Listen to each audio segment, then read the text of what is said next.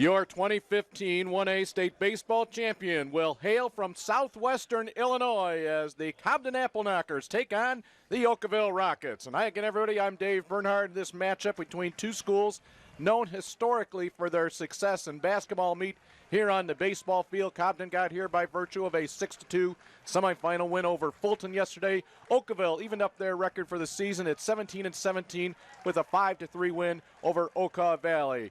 Joined by Hall of Famer Mark Lindo. And Mark, I know both you and I agree the general cliche that pitching and defense wins championships, but I think here with these two teams here today, I think it is particularly true. Well, there's no doubt, Dave, that we saw some outstanding pitching from both these clubs yesterday to get to the championship game. And now, because of the tournament trail, the rugged tournament trail, sectional, super sectional, state tournament, both these teams are pitching depth will be tested today. Will it be Parker Flam step up for his team? Will it be Nick Stroobhart for his team? And hopefully for both of those guys, they step up big time, and we have a heck of a state championship game. Cobden Apple Knockers are the visiting team today, 26-6. This is their batting order. Today, the Apple Knockers go with J.T. Moore, Logan Spalt, and Parker Flam. Flam doing the pitching, as Mark just said. Sam Cohen there in Schweitzer along with Dylan Duty. Duty moves from third base to the designated hitter spot today. He's batting for the second baseman, Trevor Middleton. And Jacob Furlow, Caton Childers, and John Russell round out that starting lineup for head coach Craig Partridge. And they will be facing, as you mentioned, the right-handed offerings of Nick Stroobhart.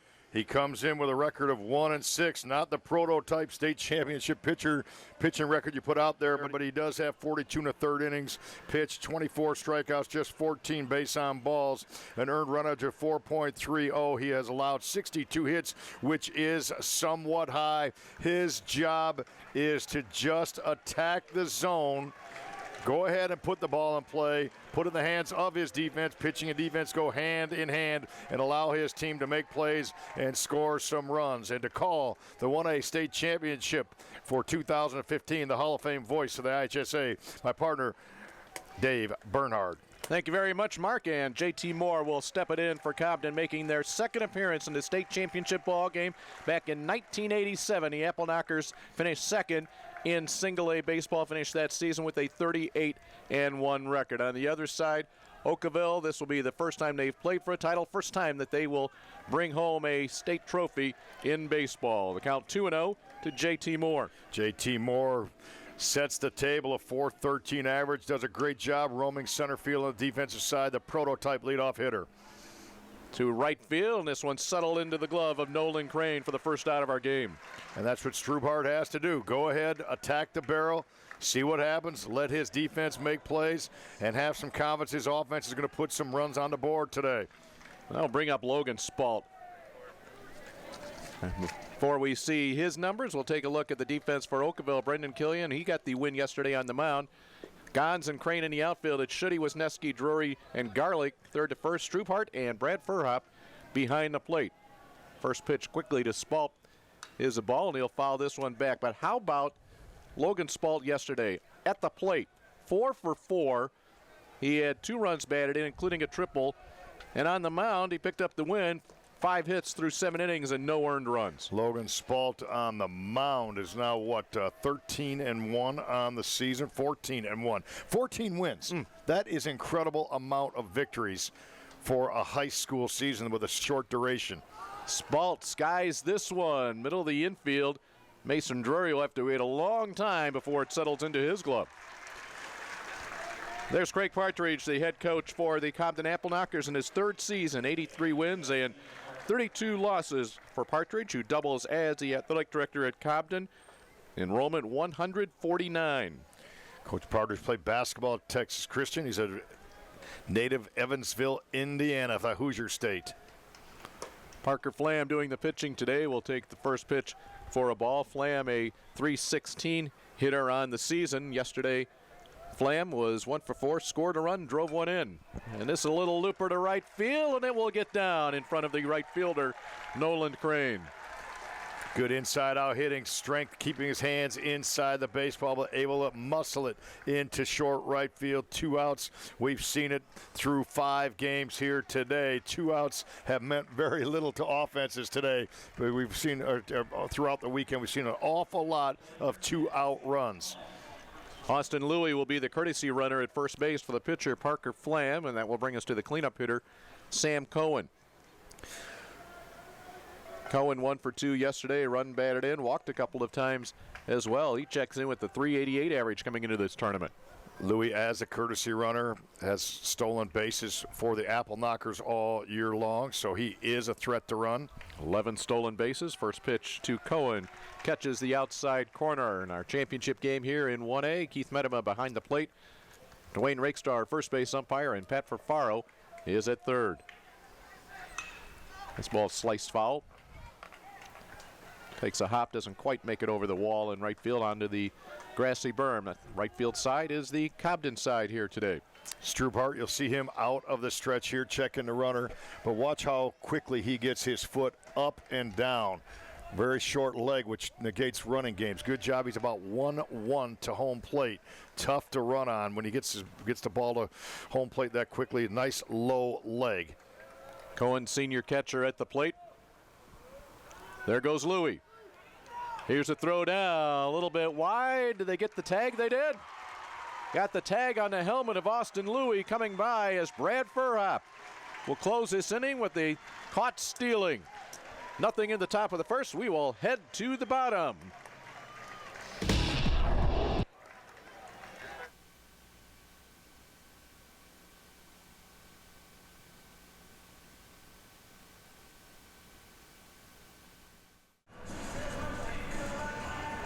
The Rockets from Okawville High School, 17-17 on the season.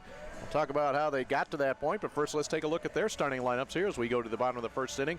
Shortstop Alec Wisniewski will lead things off, followed by the second baseman Mason Drury. Brad Furhop is behind the plate. Just saw him throw out a runner. Nick Strubhart will hit in that cleanup spot for the Rockets. Brendan Killian got the pitching win yesterday. He bats fifth, playing left field. Dakota Garlick is at first. And it's Ben Schutte, Shane Gons, and Nolan Crane to round out the order for Jackie Smith. And on the mound for Cobden, he's a lefty, Parker Flam. Imposing figure at 6'3", 185, coming from the left side, Parker Flam.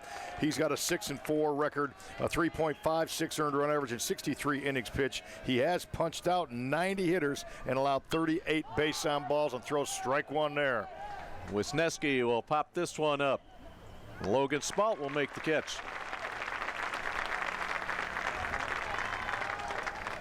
Defensively for the Cobden Apple Knockers looks like this. John Russell is in left. J.T. Moore, good center fielder.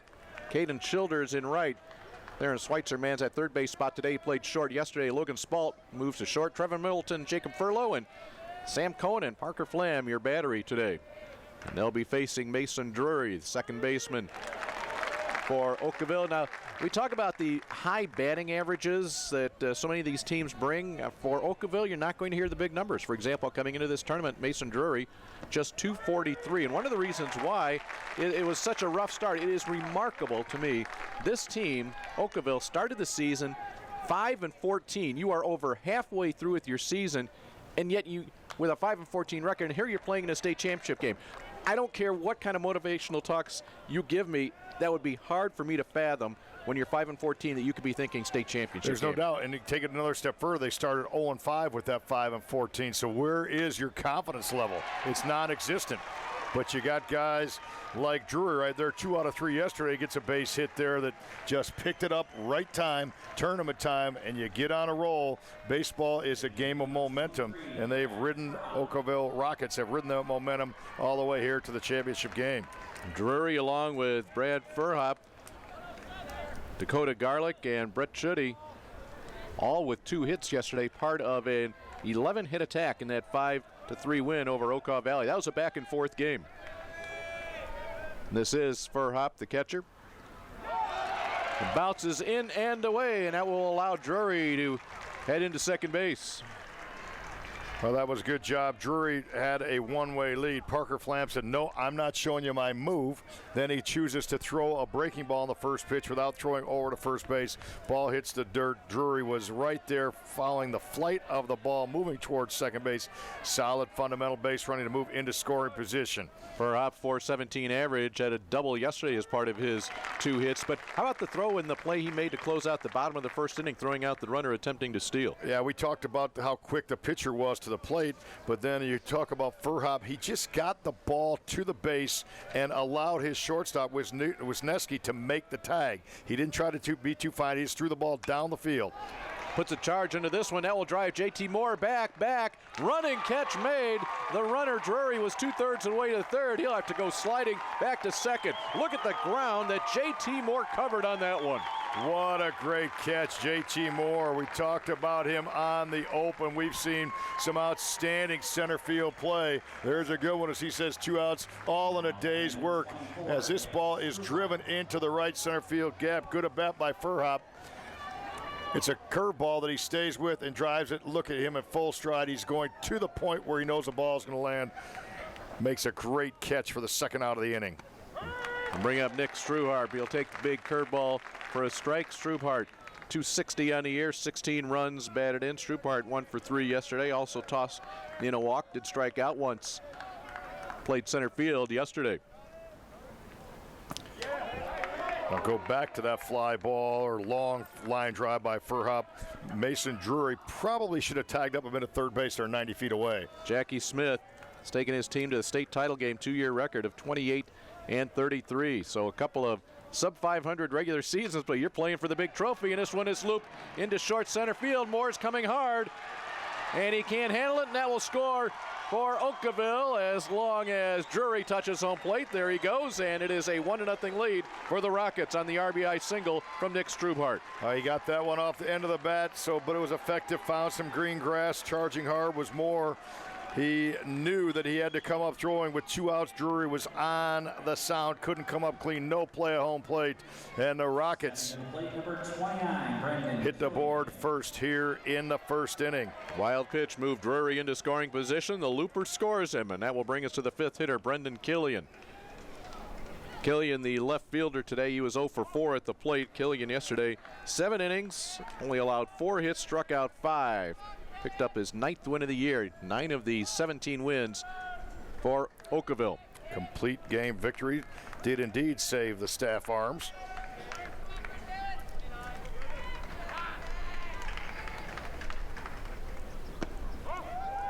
Check it up, the count goes 2-0.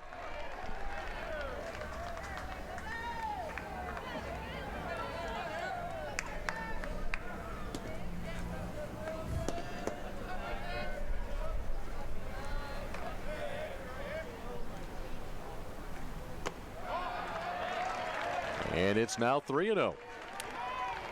This is a situation which is really difficult for pitchers. You go 3-0 somehow.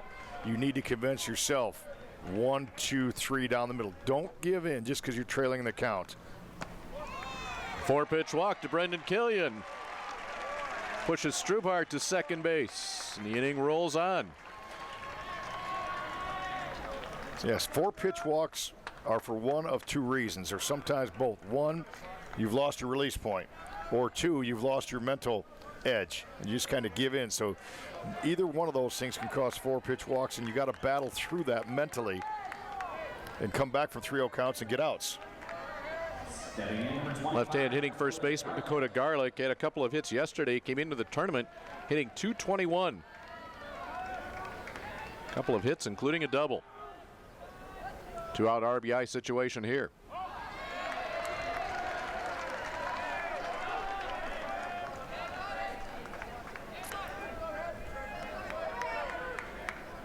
Jackie Smith knows his personnel, but lefty against lefty with 5 straight balls, you probably would see a take situation here. He'll just stare it down. It's 2-0. Garlick, 5'10", 180. He's a senior.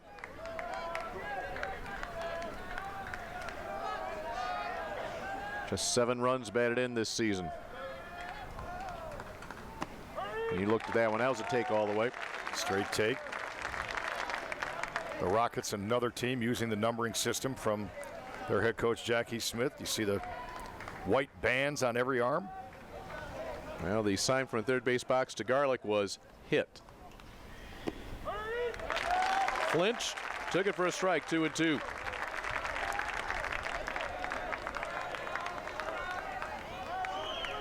Left-hander mentality. Garlick's got to keep his front shoulder in, and his whole plan has to be hit it over the shortstop's head. Line it over the shortstop's head. That'll keep him over the ball. He's going to go center field. Will it stay up long enough for more? It does. That ball was hit on the screws. J.T. Moore just ran it down. And Okawville, after one, in your 1A championship game, the 1-0 lead.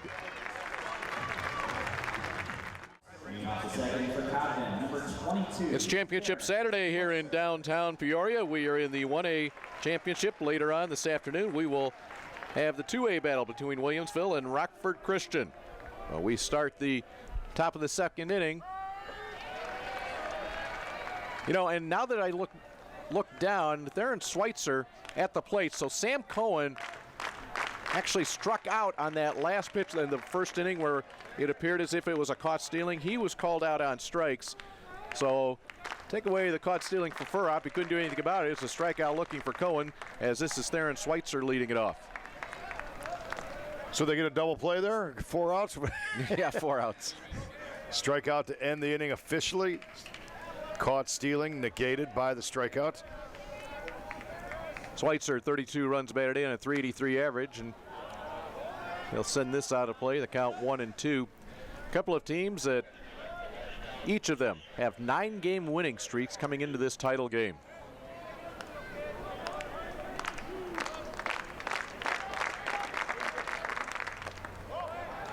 Schweitzer, just a junior, has a huge upside. He really handles the bat well.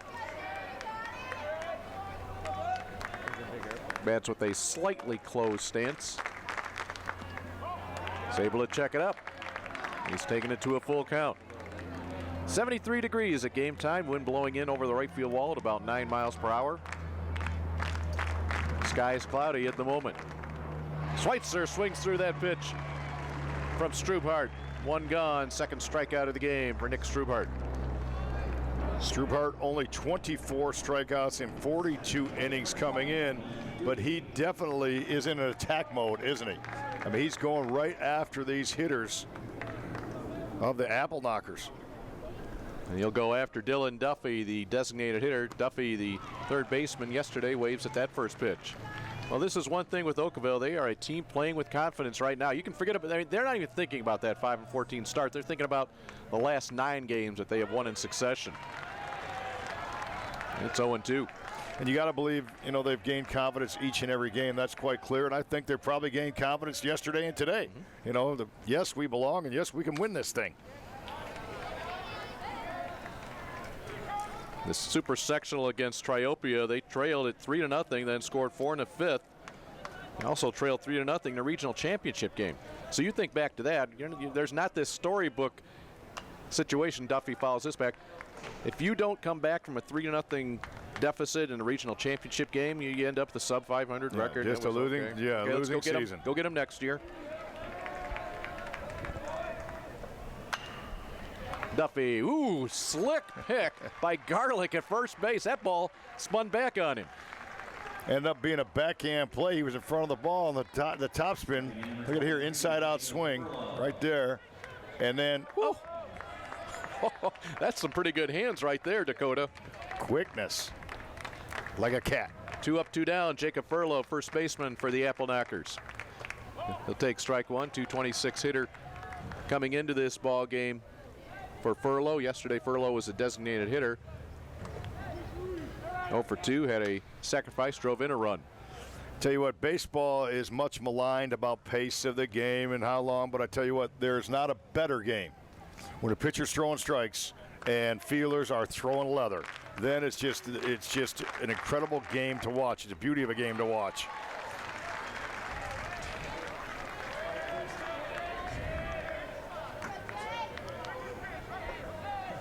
Jacob Furlow, he along with Trevor Middleton. Their fathers played on that second place team we were talking about in 1987, a team that went into the championship game 38-0 before they were knocked off by Columbia. That was under head coach Blaine Smith. Duffy, that's a base hit. Right through the hole between short and third. It comes with 2 outs here in the second. Got a ball he could work with and just hit it hard right through the hole. No chance. But once again, Strubhart doing his job and making him put the ball in play. Caden Childers, .338 hitter, bats 8th here for the Apple Knockers. He was 0 for 3 yesterday in the win over Fulton. Fulton, by the way, claiming the 3rd place trophy. And Childers, first pitch swinging, lines it right at Nolan. Crane retreats it over his head. Furlow being waved around as Crane picks it up. There will be no play, and we're tied at 1. A line drive triple off the bat of Caden Childers brings Jacob Furlow around from first. So another 2-out run. Furlow single through the left side. 2 outs, nobody out, meant nothing, huh? But then the next pitch, Childers hits a rocket to right field. Crane seemed to have a beat on it, but the ball kept carrying. Look at that, just kept carrying. And then he's got it, 20, 25 yards to chase it down. And no chance to have any kind of out on the bases. 1-1 ball game. John Russell, number 9 hitter. He's going to slice it right field side, curving and foul. Well, it's hard to fault Nolan Crane on that one because that ball just did keep going. It was well hit, but it just rode that top spin out there. Well, there's no doubt he seemed to have a beat on it. He did not look like he was under duress at all. But that ball kept carrying him. Probably a play he would have liked to have made, or knows he can make, 95, 98% of the time, quite honestly. No balls and 2 strikes to Russell. And he's going to get a base hit, and that will give Cobden the 2-1 lead.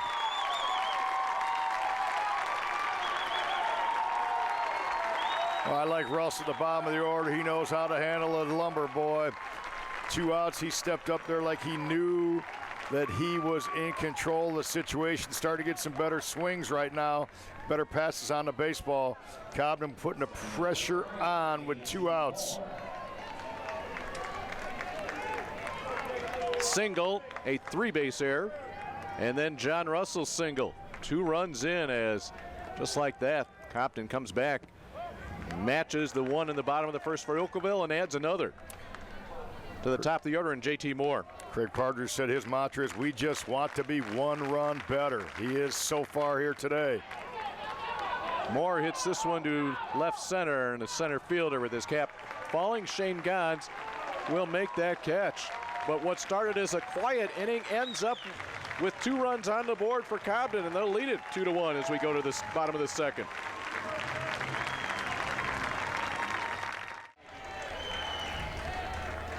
Parker Flam's teammates just gave him 2 runs, gave him a 1-run lead. He'll be asked to hold him here in the bottom of the second inning. He'll face 7, 8, 9 in the Okawville order, starting with Ben Schutte.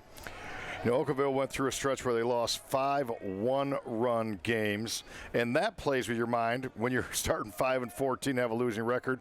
They're trailing 1 right now, but kind of the same thing. They don't remember that right now. They just remember the next pitch, and they remember what where venue they're at now and what they're playing for today. It is a different baseball team than you would have seen 3 weeks ago. Schutte, another one of these Rocket players that struggled during the year, had a couple of hits yesterday. He'll tap that one over to third, and Theron Schweitzer will throw out Ben Schutte for the first out of the inning. Theron Schweitzer does a nice job with that baseball. That ball kind of ate him up, took a late hop right up into his midsection. He fought it off, stayed in front of the baseball, safely secured it, and had plenty of time to measure the throw across the diamond for the ever-important out number 1. Center fielder Shane Gons, 1 for 4 with a run scored. His 1 hit was a double yesterday. Gons checked into this tournament with a .234 average for the 6'2 sophomore. So low numbers when you put them through a 34-game season, but when you take a look at the now 7th game here in the state tournament, it's what you do at this time of the year that results whether you get a trophy or not. Gons ahead of that pitch, and it's foul. Gons just 4 extra base hits on the season, including the double yesterday. 4 doubles, no triples, and hasn't gone yard yet. This is a hard one to get the ball out of today, too, isn't it? Yeah. 400 feet to center field here at Dozer Park. Blowing in from right field. We've not seen the ball carry here this weekend at all. We've only seen one ball that's one hop the fence here. Flam takes a little bit off it.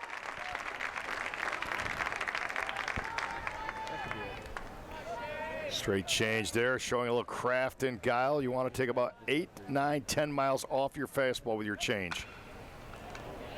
Spalt gets there in a hurry. He's able to take his time for the second out. Silky smooth as Spalt at short. Off the sound of the bat, he was able to cruise right up the middle, gather that one in, take his time, measure it. Flam will get set to face Noland Crane. Crane. Just a soft little looping line drive. It goes into the hands of the first base coach as Bo Barkow. Bo Barkow, they call him Biggin. Spalt will get another chance here. That's a 1-2-3 inning. So Parker Flam did exactly as was requested. We get you a lead, you hold them. 3 up, 3 down. We'll go to the second and a 1-run lead for the Apple Knockers. Number 12, Logan Spalt. To the top of the third, Logan Spalt to lead things off. Spalt his first time up. Popped out to the second baseman. First time he has not gotten a hit in a bat here in the tournament. It's kind of disappointed you didn't join in on the mighty, mighty, mighty Apple Knockers ooh-ah-ah cheer. Yeah, I'm pretty slow to pick up on those type of chants, but certainly got their crowd. They brought a lot of folks from Cobden up here. You know, then they said mighty Apple Knockers. Well, was that legendary team, 1964 basketball team that in the single-class basketball system finished second in the state to Pekin. They were called the Amazing Apple Knockers, and it was really it was interesting. Legendary coach Dolph Stanley, I mean, we've all heard of Dolph Stanley. He was rooting for Cobden in that tournament. And as the reason he said, I hope this team goes on and wins the state championship because I know what it will mean. They'll be talking about this for 100 years in Cobden. In Decatur, they won't even remember it this summer. Yeah, that's a great quote by a great coach. Drury, a tough little pick in the lob over to first for the first out. Cobden made that title game, and well documented. Hebron's the only would-be small school classification that's won the state championship. By the way, you didn't call that 64 state championship for the IHSA network, did you? I did not, but I will tell you this, and this will date me as well. I remember seeing and watching that game. Is that right? Because Apple Knockers was something that when I'm not going to tell you how old I wasn't, but it was like Apple Knockers, like, what is this all about? Hard smash. Shuddy can't handle the hot one off the bat of Parker Flam.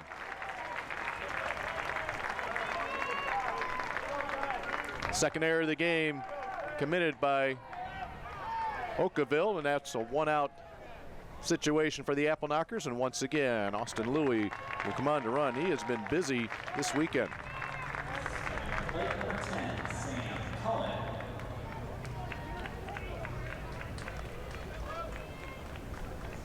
So big right now. The next run in this game for either team. Okawville to stop the bleeding, Cobden just to extend right now and extend the lead and extend their confidence. I think the next run in this game is absolutely huge. Who will be able to plate it? Sam Cohen will come to the plate. He struck out looking to end the first inning.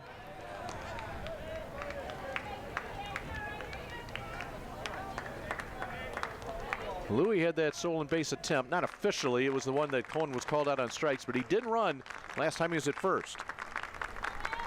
He stays there now. Cohen will take a look at a strike on the inside corner. It's 28 years ago that Cobden was in the sectional finals in the 2-class system. Their furthest advancement since then, obviously the 4-class system began in 2008. To the right side, and that hops over the glove of Drury. Louis turns the corner a second. He's headed to third. The ball is cut, and Cobden will have runners at the corners. Boy, I like that base running by Louis. He just went ahead and said, go ahead and make a play, Nolan Crane. He challenged the arm, playing aggressive baseball.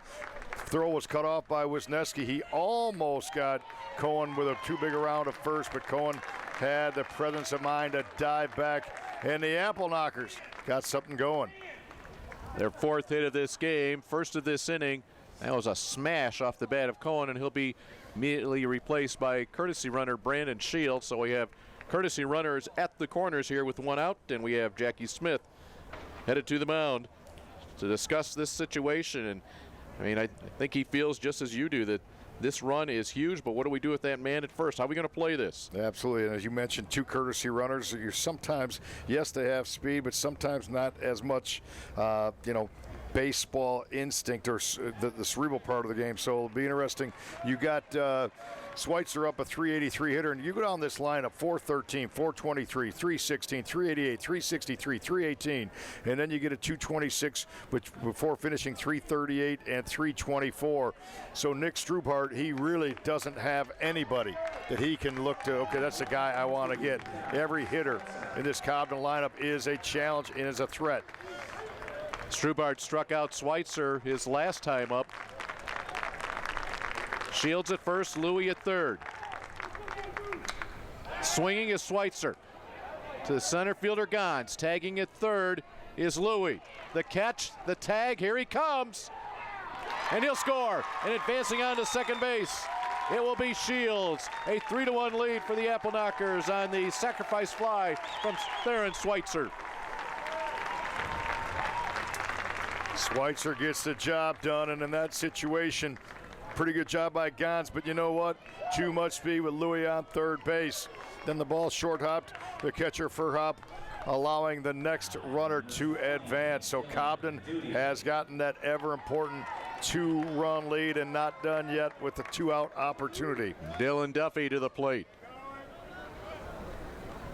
He hit that hard ground ball to first base that Garlick made a sweet play on last inning.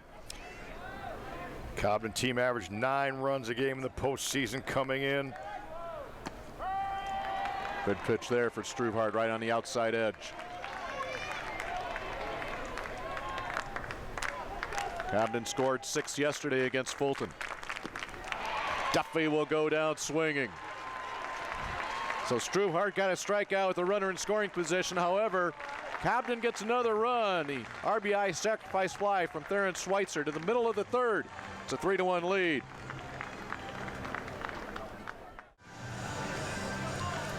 Dylan Duty's strikeout closed out the top of the third inning, and you just were mentioning, Mark, the importance of getting the next run of the game. When it was a 2-1 game, Cobden had it go on their side of the board. Well, I thought that was so important, the next run, and we'll see if it holds true. If I'm a prophet, then Cobden's in good shape in this baseball game. It just was a sense that, with the peaks and valleys of a baseball game, that they had taken the lead with 2, that they needed to score once again to extend it. However, this is going to go for extra bases to Alec Wisniewski leading off the third. The leadoff man for Okawville does exactly as he needed to do to get that little bit of surge of adrenaline back into the hearts of the Okawville fans. Well, he's their leader. He's their special player.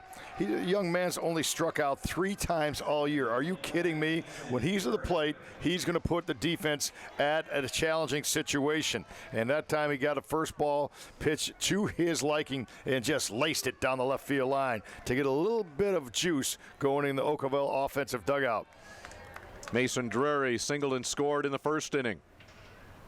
From the open stance, he goes first pitch swinging straight up near home plate. Sam Cohen, that's in fair territory. 1 gone. Well, Drury popped up, threw his bat, and it was in frustration at himself because that was a first pitch changeup, and usually have a plan to go up, but first ball, fastball looking, and he went and was just a little bit too anxious and jumped at a quality pitch that Flam was able to command in the zone and get him out on his front foot. Brad Furhop, number 3 hitter in the Rockets order. And speaking of Rockets, he rocketed one to right center that JT Moore just ran down his last time up, and that will squirt through the legs of Cohen. And advancing to third will be Wisniewski. A wild pitch from Parker Flam.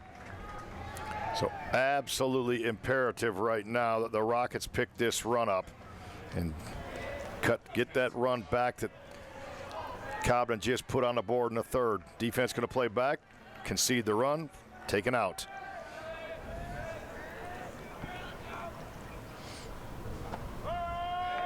That ball, I think, to Brad Furhop, thought it would never get to home plate. He just eyed it in there to even count at 1.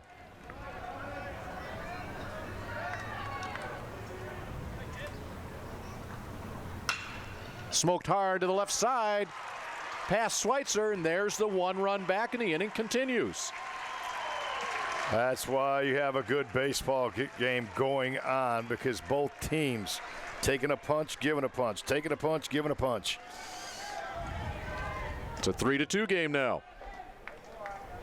Still only 1 out to the cleanup hitter, Strubhart. He drove in run for the Rockets in the first inning.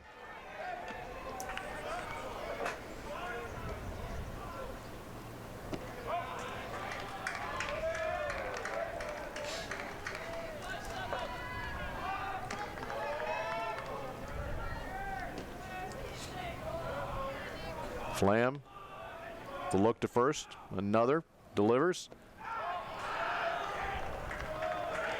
A count here that Strubhart can go to work with.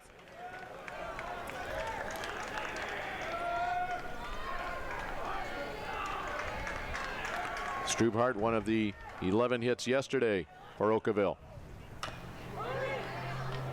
Tried to hook around an outside pitch. Yeah, that one on the outer edge, maybe about an inch off the plate. He got his hands outside of it. Very lucky he kept it foul, because that would have been an easy ground ball. You got to take that pitch to the right side. If you have any confidence in running right now to be on this count, 2-1.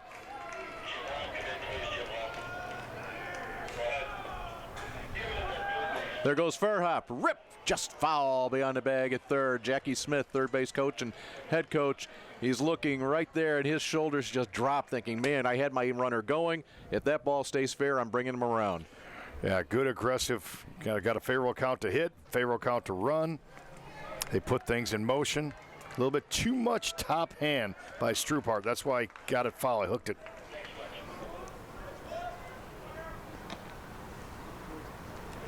Ball in the dirt. Nicely done by Cohen to keep it in front of him so that Furhop, the runner at first, could see exactly where that ball was located. So if you ran on 2-1, you're going to run on 3-2 here.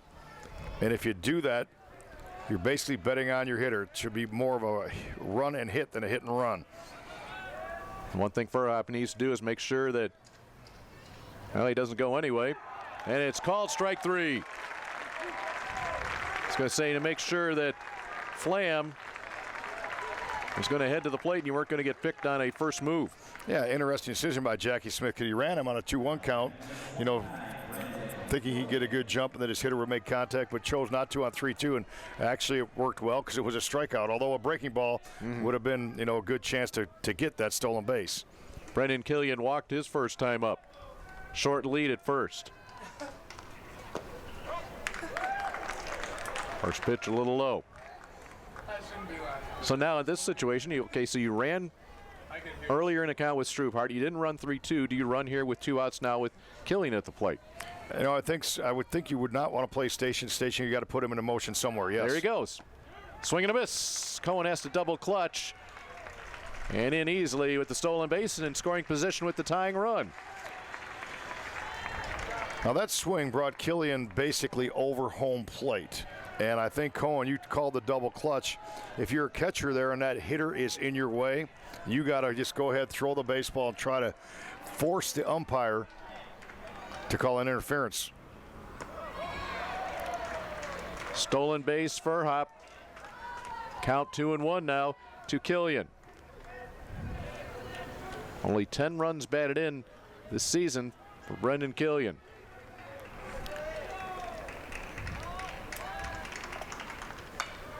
This one will come back and hit right on top of the roof here at Dozer Park, downtown Peoria, the site of the 1A and 2A state baseball finals every year. Across the river, state softball being played at Eastside Center in East Peoria. Killian does have 8 doubles. If he can find a left center field, it'd be number 9 for sure. It's a piece of it, but he is right on it. Interesting, JT Moore is shading right center field a little bit rather than left center. And you usually do that when you expect someone to swing late. Now Flam has not really thrown the ball by anybody with his velocity.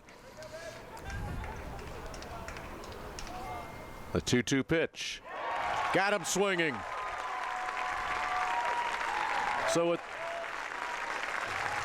a run in, a runner on, Flam goes strikeout, strikeout, close the 3rd inning. However, Okawville, a huge run, matches the one Cobden got, and that enables it to remain a 1-run game as we go to the 4th.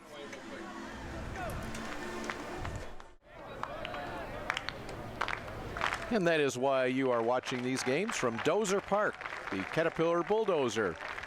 Chained off, the world headquarters of Caterpillar, located right here in Peoria.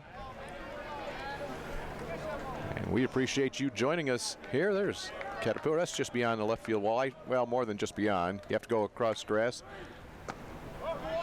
Across 2-lane street, more grass. You get to that building. 600 feet will get the job done. It's a good one here today in Peoria. 3-2 lead for Cobden. They bat here in the top of the 4th. Jacob Furlow, he started the 2-run inning last time up. He'll pop this one to the second baseman. 1 up, 1 down to Mason Drury.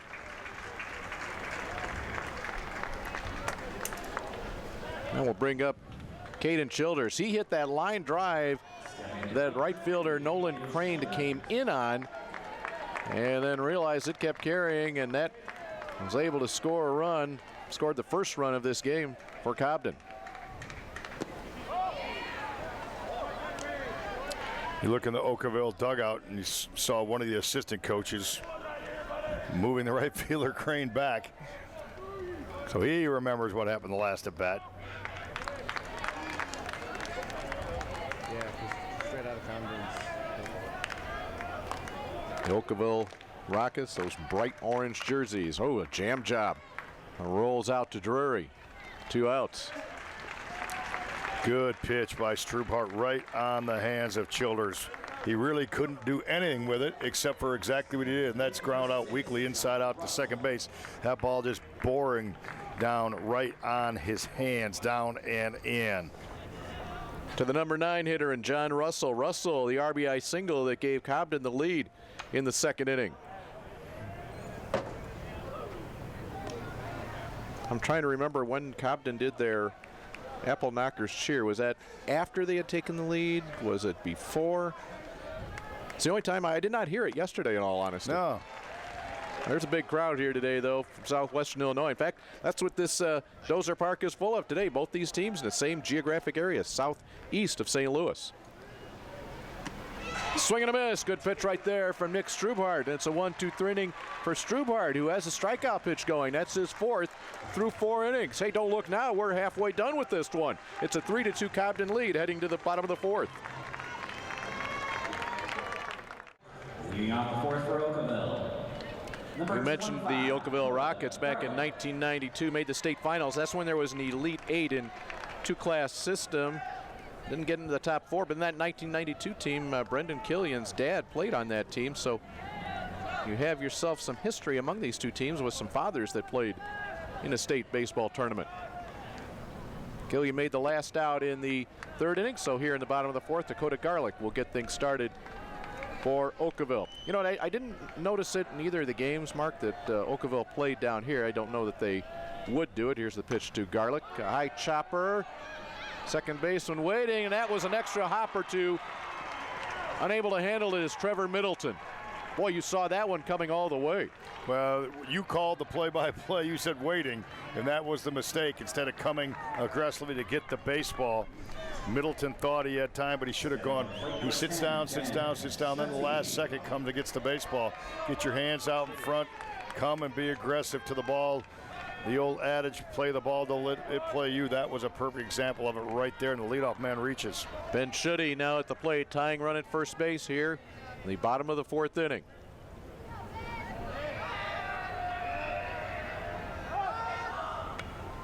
Gets a bunt down and a low pitch. Cohen up, nice play there, nice bunt, moves the runner in scoring position. That's getting the job done. Great execution. Handle the bat, squared, showed it early, said I'm bunting. Bend his knees on that low pitch. Instead of just dropping the barrel of the bat, he bent his knees, got the ball dented right in front of home plate. Well executed to move the would-be tying run into scoring position. And Jackie Smith will run for Dakota Garlick.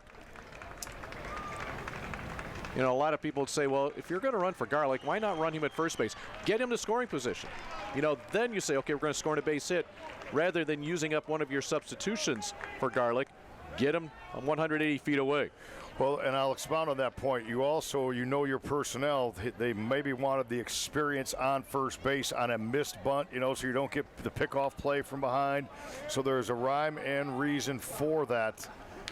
And now without a trailing base, then they go with a pinch runner. And that is Evan Gaynor out at second base. And at the plate, it will be Shane Gons and Nolan Crane. Each of those two, their first time up, bounced out to short. Gons just 7 runs batted in this season. But he hits this one hard to left field. Base hit, Russell can't handle it. Smith will wave Gaynor, the throw. Not in time, we're tied.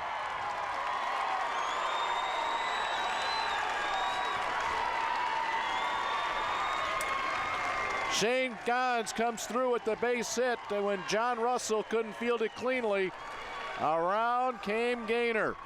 And the substitution worked perfectly. Well, they're about to hold him up at third base, but then when the ball is bobbled a bit by Russell, the arm keeps it swinging by Jackie Smith. That error on the left fielder allows a tying run to score, so no RBI, correct? That is true. Because Gons had that game-winning RBI with an infield single earlier in the tournament.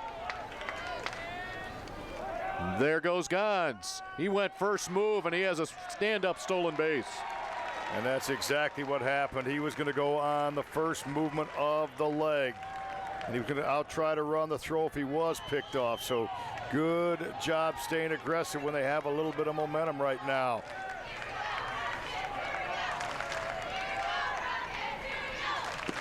Okawville trailed 3-1. They've scored single runs in each of these last 2 innings. The third and here in the fourth.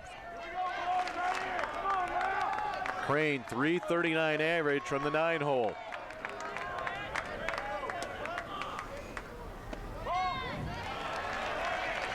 Count goes to 2-1. Alec Wisniewski waits on deck. He doubled and scored last inning.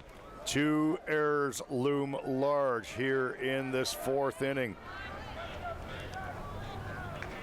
The error, the second baseman Middleton allowed Dakota Garlick to reach the lead off this inning, and then the error on left fielder Russell scored the run.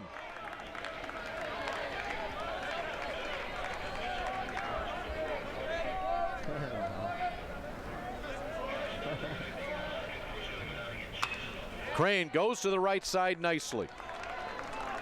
The out retired at first as Gons goes to third. So productive out, if you will, 4-3. Yes, there's 2 outs on the board, but breaking ball in the dirt, infield hit, bobble, chop. You can score a lot of different ways from third base, and you can't score from second. So even though he made an out, he moved his teammate over into a 90-foot situation from taking the lead. JT Moore at the plate.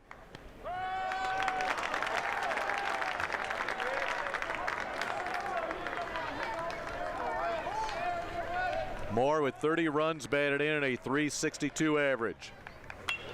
Rips this one. It's foul. It will hit beyond the berm. I'll make that Alec Wisniewski. Wisniewski doubled his last time up. That was a pretty good poke right there to clear the grass.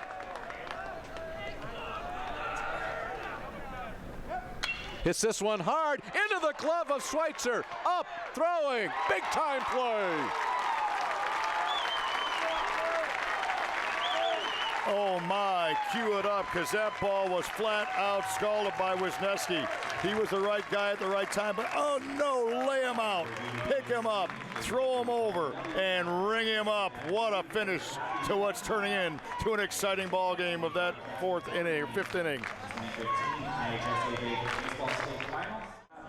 Number 8, J.T. Moore. And this is what a state championship game should look like. Teams battling from behind. They take it to the fifth. It becomes a 3-inning game. We're tied at 3. This is J.T. Moore leading it off here in the top of the 5th inning for Cobden. He's flown out to right, flown out to center.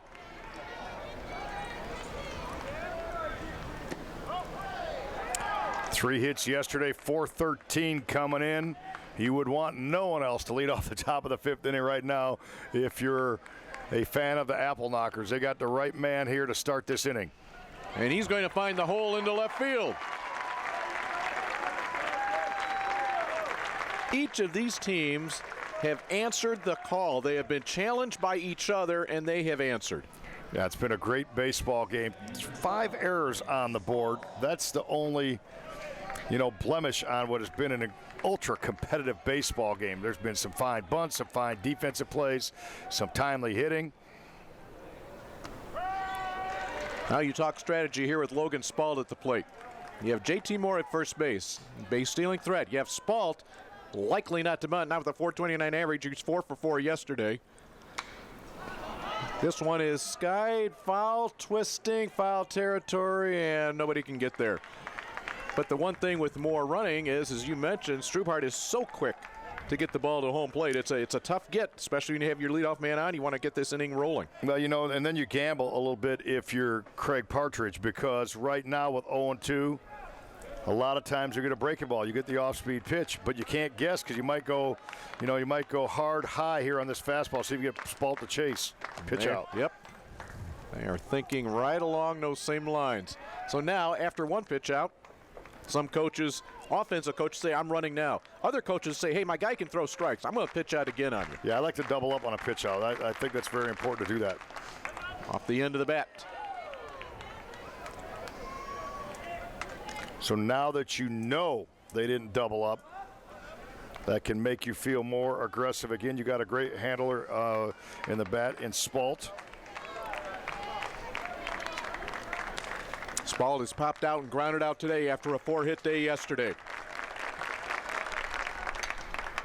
Strubhart can't handle it. Somehow got through. I think he thought he maybe was going to get that tucked up against his belly, but instead a base hit up the middle. Cobden in business. Runners first and second, nobody out. And how about the irony of not starting the runners? You start a runner sometime to stay aggressive. You start a runner, stay on a double play, and if they would have started the runner there, it would have been tailor-made. It would have brought one of the middle infielders right to the base and would have created a force out. Parker Flam has a single. He's reached on an error. Do you bunt your number 3 hitter here? Garlick in tight at first. Swinging, big swing for Flam. Interesting, Dakota Garlick up on the cutout at first base. Yet Schutte is staying back, actually a step behind the base at third. He could get a drag bunt down. He'd get a base hit. Now shortstop Wisniewski is holding the runner on, so with Schutte back fairly close to the bag, Wisniewski near the second base bag. Now they're going to switch the coverage. So there's a fairly big hole between third and short.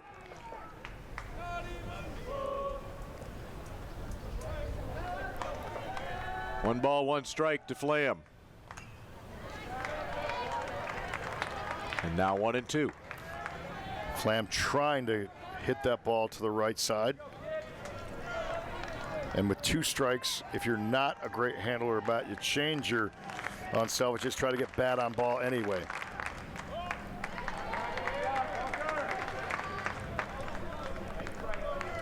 Two balls, 2 strikes.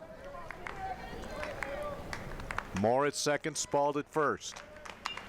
Again, Flam trying to go that right side. Strubhart right now is pitching in a rhythm. What I mean by that is delivery is a rhythm. He's hitting and going, hitting and going, hitting and going. He might want to go to a longer hold at times. There he did, to disrupt the timing of the hitter. And Flam called out on strikes. Big first out here in the 5th. He went away, and then painted the inner edge. So he took a 17-inch plate and threw it on inch 17, then came in on inch number 1 and got the call.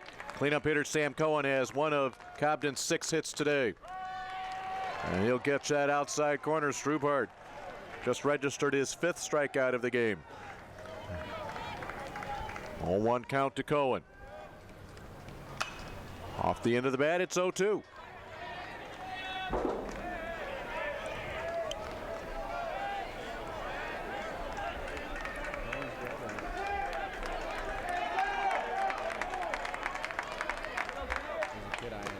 Just misses. I have this sense, Mark, that somewhere in these next 3 pitches will be the pitch of the game. Yeah. You get this man out for Okawville, you're in business. If Cohen does something with it, tables turn. Chopper up the middle. Off of the shortstop, Wisniewski to short right field, and holding up at third will be more on the error by Alec Wisniewski. And the competitiveness, the juices by both teams are definitely evident. However, defensively, there's 6 errors up on that big board. And to win a championship, you can't blink. You have to make the next play.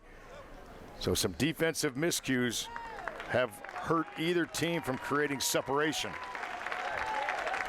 Brandon Shields to come on and be the courtesy runner once again for Cohen.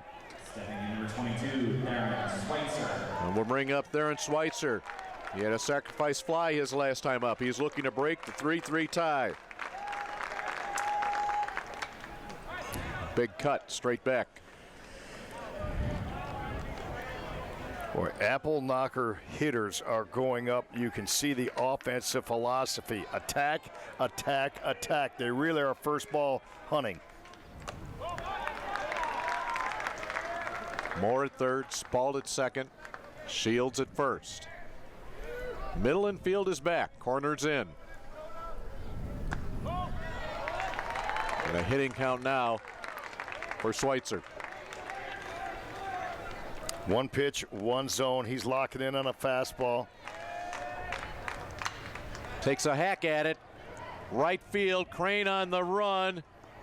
And wisely, he let that one drop. Crane was coming hard, and then he pulled out, not for fear of that wall, but that's a run if he catches that ball. Now, that's a gamble. Yeah. Interesting. In only the 5th inning, do you trade out for a run instead of a big inning? Well, they're doing it in the middle infield. The middle infielders are back, Right. so maybe that's part of the whole game here. Exactly.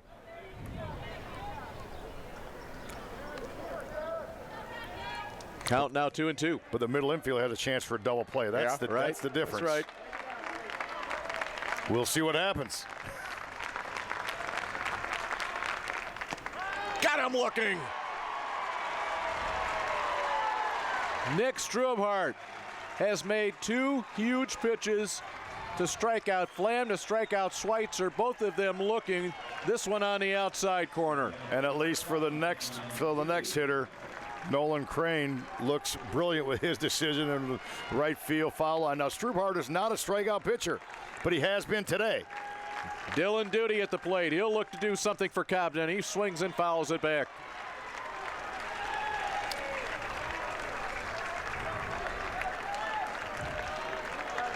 Do we say this is the at-bat of the game? It very well may be. From the full windup, it's 0-2. But with 3 innings to go, you got a feeling there's going to be some more drama increase as our afternoon goes along. How about Duty? 5'9" sophomore stepping in, 0-2 count.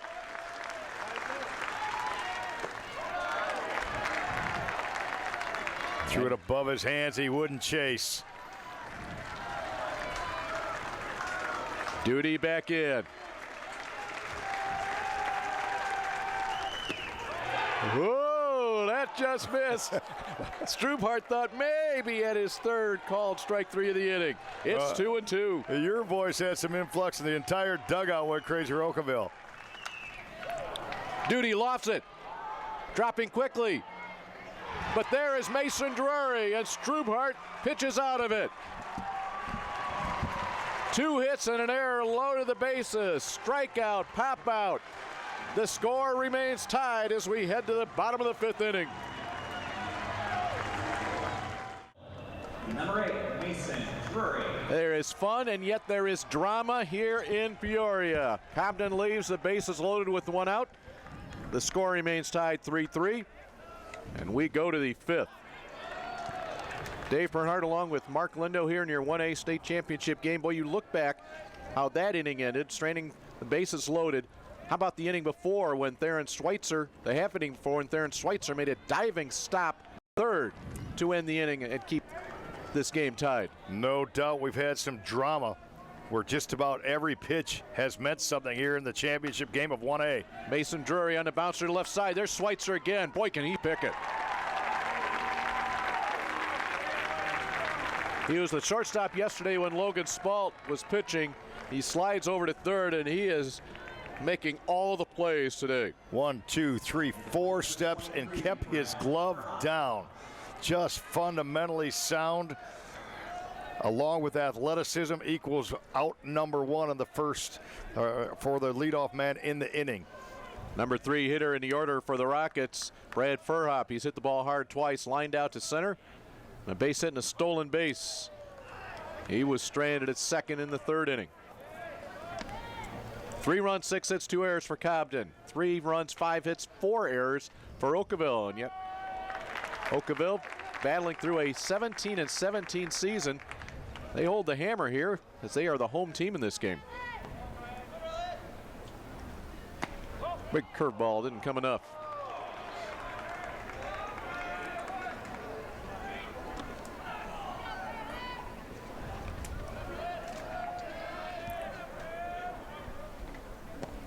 Big swing from Furhop.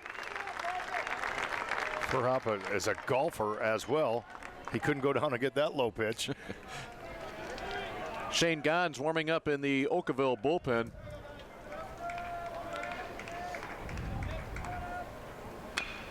Furhop chops one beyond the bag at third. Furhop has really good hands. He really gets a barrel through the zone quickly. A little bit too much top hand on that particular pitch. Was able to got his top hand over and drove it foul. Furhop's a gym rat. He's always taking those extra swings, and that's going to be a swing for a base hit. And that's going to roll. Russell tracks it down on the track. Furhop, the double. When that left his bat, I thought it was a routine single. That ball just kept going.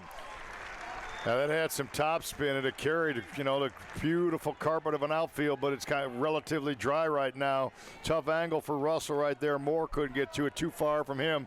Look at the distance he has to go. Couldn't have been placed any better.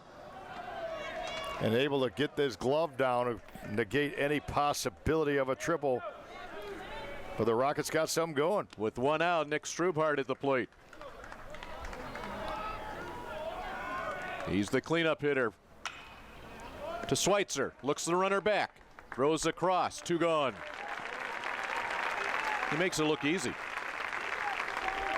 Just saw that right into his belt buckle, glanced to second, threw the strike to first. Great picture, young man. Just exudes confidence with the glove. When you can defend, they'll find a place for you, won't they? Especially on the infield. It's Brendan Killian's turn.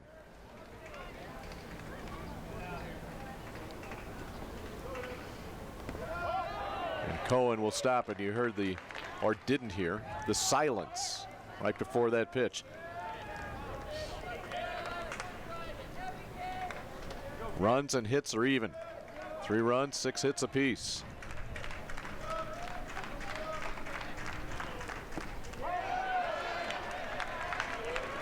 Two 2-0 to Killian.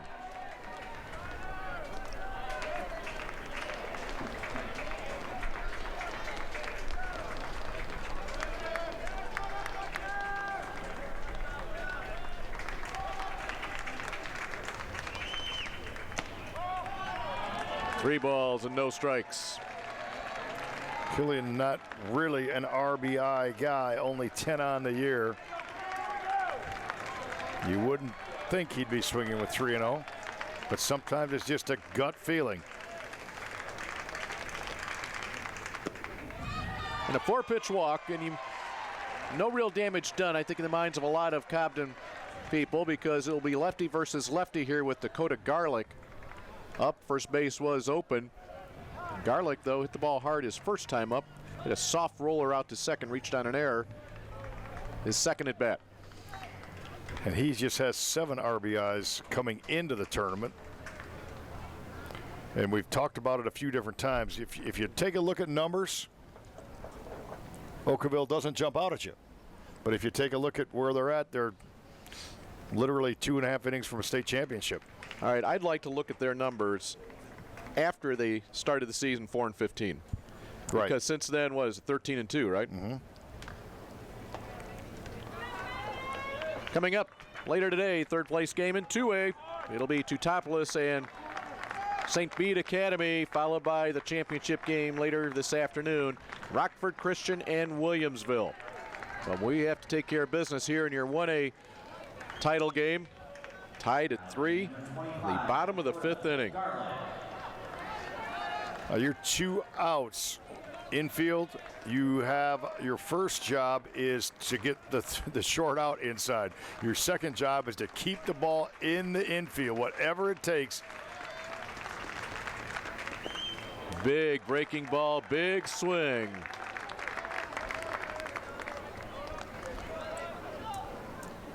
And we talked about it, you know, as other at bats. When you're going lefty against lefty, you have to keep your front side in, think middle opposite. He really pulled off that baseball, but now can he adjust? Garlick looked that one all the way into Cohen's glove. Baseball, a definite game of adjustments. Every pitch, there has to be adjustments. Verhopp will take his lead at second. Killian the lead at first. Count goes to 2-1.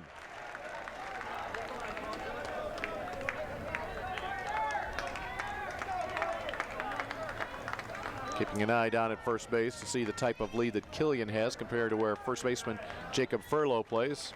Teams like to throw behind that runner and pick off moves at some point. They'll come to Garlick. 3 balls and a strike. And now Flam has to bring it. Very important for Verhopp to get at second base, that secondary lead. He wants his momentum as the pitch is delivered to be going toward third base.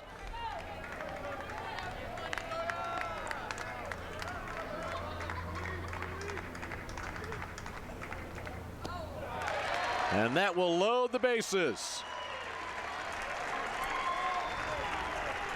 We had the bases loaded in the top half of this inning. And now it's Okawville's turn to hit with the sacks filled and 2 outs. We're going to do a pitching change. Flam, very effective start.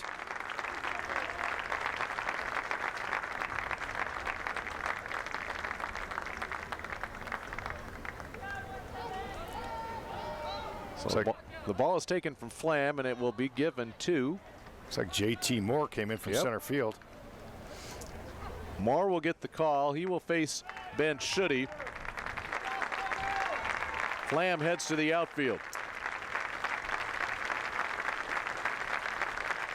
I think Caden Childers went to center. I saw him basically sprint over that way, so you would assume, and we'll have to check it, that Flam goes to right field afterwards. But JT Moore, 5'10", 170, junior, moves in from center field into the mound with a game on the line. He's 3-1 in just 27 innings pitched on the season. He's allowed 22 hits, 7 earned runs, 27 strikeouts, but he's allowed 20 base on balls in 27 innings. Still a solid earned run average of 1.81, but a pretty difficult situation right here when you've walked 20 on the season because you have no margin for error right now. Yeah, that makes this one such an intriguing choice at this moment. I thought when They took the ball from Flam. They put it in the hands of Spalt. Spalt yesterday threw 97 pitches. We're still only in the bottom of the 5th inning. I mean, it is game situations, but there's still some baseball to be played here. Going back to that last at-bat by Garlick, it was interesting. Flam went steady diet of breaking balls. 2-1 breaking ball, 3-1 breaking ball, and he had been in an attack mode most of the afternoon. Pitched very, very carefully to Garlick in the 6th hole. A 221 hitter showed an awful lot of respect for him in that situation. Well, Flam is going to left field. I think, not sure whether Russell slid over to second or Russell is headed to right field. But it's Ben Schutte at the plate. Ben Schutte.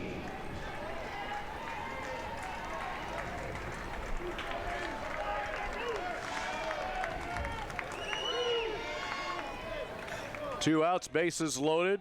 More from the full windup.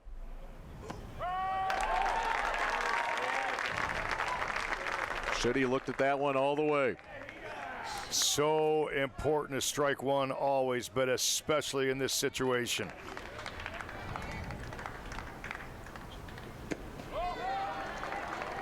Ball and a strike. Infield normal depth, outfield shallow.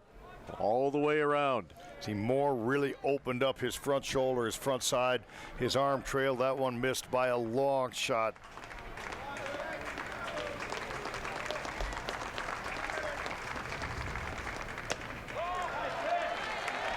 Two balls and a strike. He wanted that call, didn't he? Yeah, he did. That was borderline. Went to the hitter there.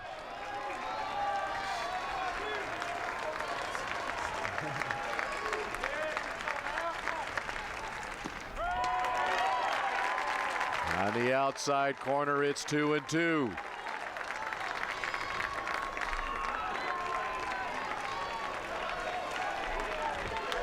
Ben Schutte at the plate. He's ready.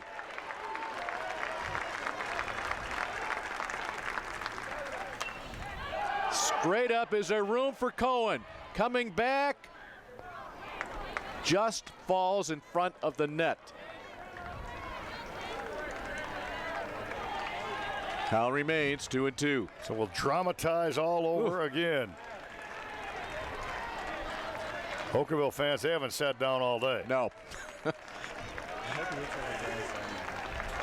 Schutte, a .238 average. Ground down to sacrifice bunt today. 2 balls, 2 strikes, 2 outs. The bases loaded. It is 3-2, and everybody will be moving. And they'll get a big jump with Moore working from the windup. Outfield playing very shallow, all 3 positions. Got him looking.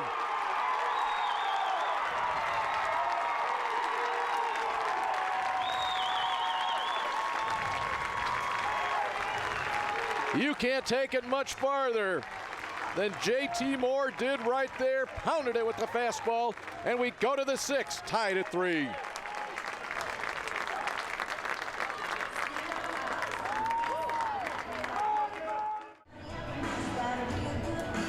This ball game is now in the hands of the relievers as Okawville's Jackie Smith, the head coach, says let's switch our center fielder and pitcher Shane Gons to come in and pitch here to start the 6th inning. Nick Strubart goes out to center field. Gons, a sophomore with the state title in his hands right now. 3-2, 30 2/3 innings pitched. A rather high 4.57 earned run average, 24 strikeouts, so he can get you that way. 14 base on balls and 31 hits allowed thus far. And make it 32 as Jacob Furlow picks on his first pitch and bounces it in to left field. Second hit of the day for Furlow. Boy, the bottom of the order has been kind to Cobden. Furlow 2 hits today. Childers a hit. Russell a hit. And boy, there's 7, 8, 9 hitters. They reached base 8 times in the super section. They had a solid day yesterday. So productivity at the bottom. Stepping to the plate, number 3. This is Caden Childers.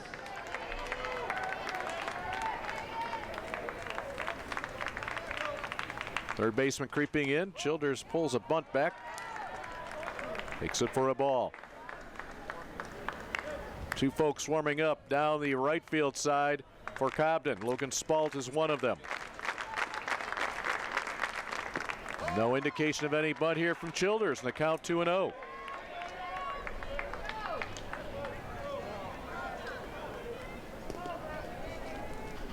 See Spalt getting loose.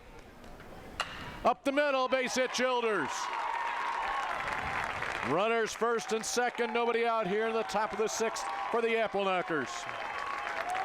2 hits out of the 7 hole, 2 hits out of the 8th hole. You got a hit out of the 9 hitter already. His job probably would be to bunt in this situation. And we may get a pinch runner at second base for Furlow.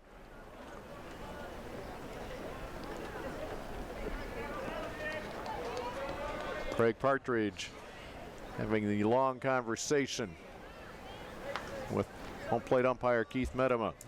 Spalt threw 97 pitches yesterday. How many does he have left in that arm to try to potentially clinch a championship? And it will be Austin Louis. He had been the courtesy runner. Now he officially becomes the substitute here for Jacob Furlow. And Furlow gets a good hand as he comes off of second base.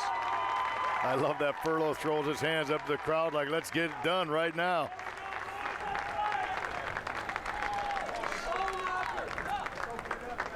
John Russell. He moved to center field last inning. He is singled in a run. He is struck out.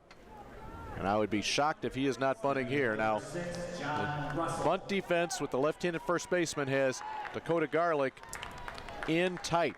Third baseman Schutte even with the bag.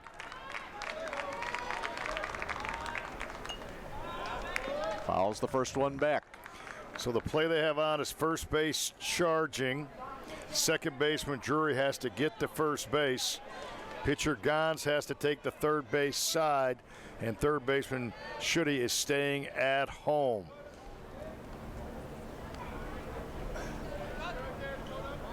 Showing early. He pulled back in the ball. He was going to hang it out there, though, if it had been a strike. Now, if he has the ability to handle the bat, if he would bunt the ball at third base, he'd get himself a base hit.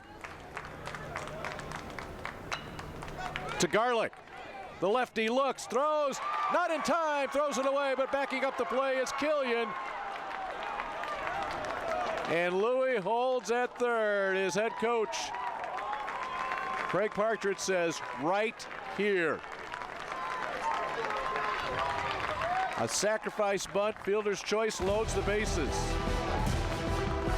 Well, let's break this one down. First, you have a solid bunt. Now he goes right to where the defense is at. That's kind of a mistake. Garlick, though, throws the ball, airmails it or short hops it into left field. Great job by Killian backing it up.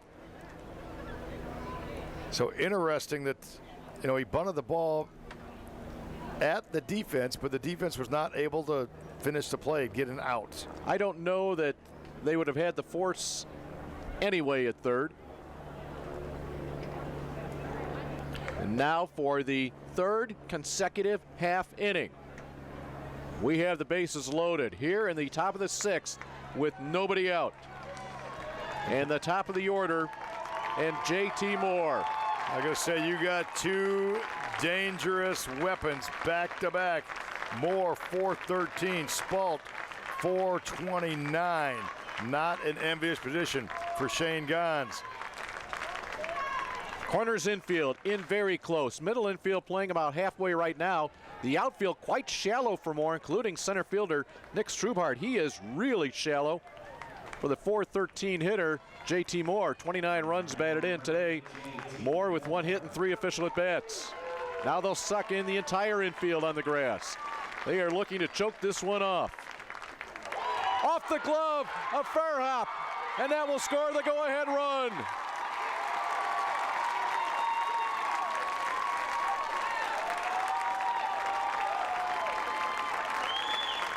Elbow dropped down, pitch sailed up, and not much Furhop could do with that. He was looking low, the ball came high.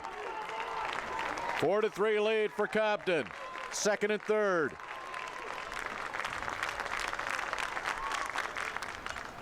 Big hack from Moore.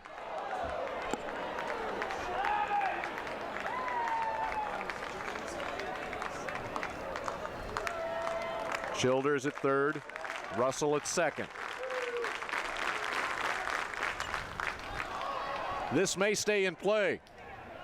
Curvey, hooking, and just coming up short. It's a third baseman, should he?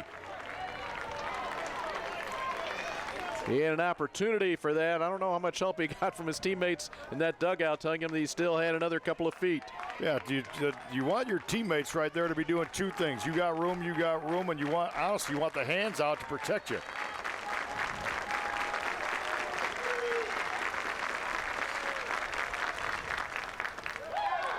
Two and two, first base open, nobody out. Infielders about 75 feet away, maybe less than that from Moore. If JT Moore hits this ball with authority to center field, he can circle the bases. Strubhart is that tight. Now he'll take a couple steps back. Off the end of the bat, this one's sinking fast. It's down, one scores.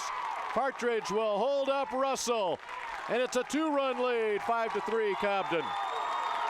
Well, that ball was hit about 120 feet, but with the infield in, it barely left the infield dirt, landed softly on the outfield grass. But it wasn't a soft hit insofar as Okawville. That one hit hard to the heart. Scoring is Childers. Russell held at third.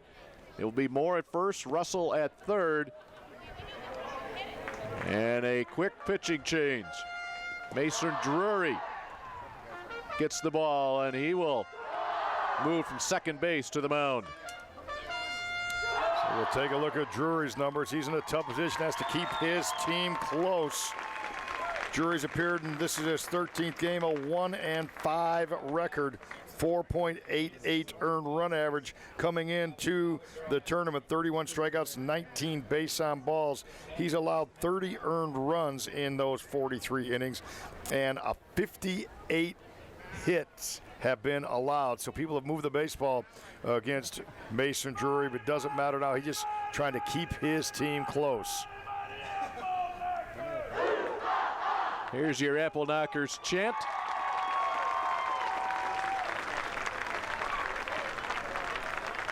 So Shane Gons, a sophomore, faced four batters. Single. It's the sacrifice bunt, unable to get it out at third, low to the bases. And the single from JT Moore brought in another, throwing a wild pitch, scoring the first run as well.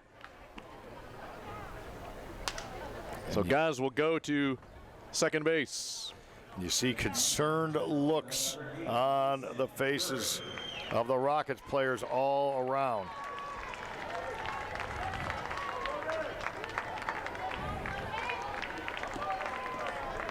First and third, nobody out.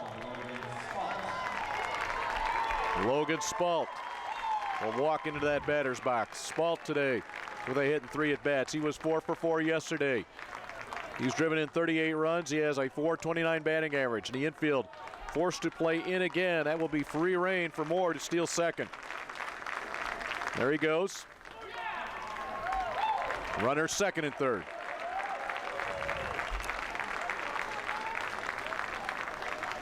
Well, you may want to think about walking Spalt here. This is danger. Waiting on deck is Parker Flam. Of course, there's no outs in this Cobden lineup. Yeah, Spalt, you'd walk him, you'd set up forces all over as well, make it easier in your defense. 2-0, and Logan Spalt can pick his spot right now.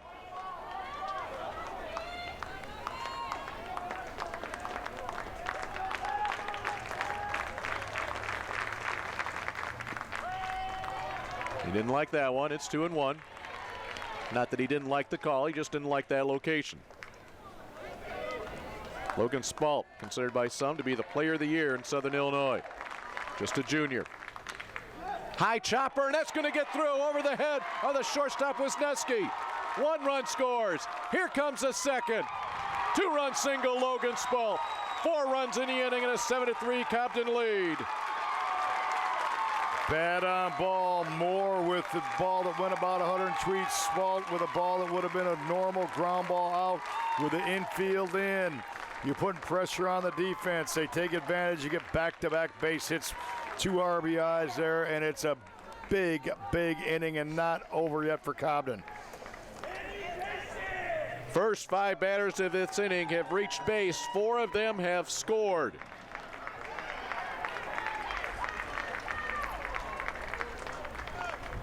Parker Flam, 1 for 3 today with a run scored.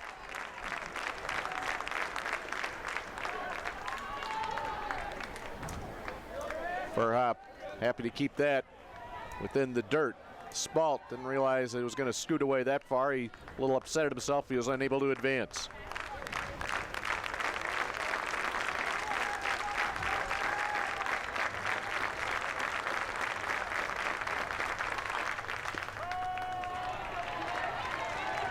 The 5th inning, each team left the bases loaded without scoring. Here in the 6th inning, a different story. 4 runs in. Another high chop and another one. Base hit to left field. So here in this inning, 2 flares, 2 high hops over a pulled in infield. We have seen all weekend the ball that's hit right in the dirt in front of home plate. Just, behave like a Super Bowl. On blacktop, ball just jumps from chopped down. We've seen it go straight over infielders. Look at that one, no chance. That ball goes straight down and straight up. Pickoff throw, somewhat token to Spalt. He's back easily. Sam Cohen now at the plate. 5 hits in the inning, 11 for the game for the Cobden Apple Knockers. 26-6 on the season.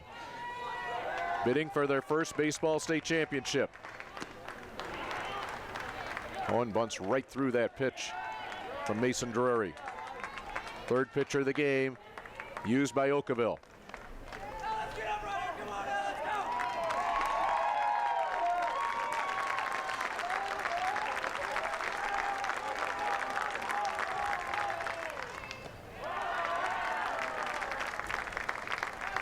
What's the Cobden crowd?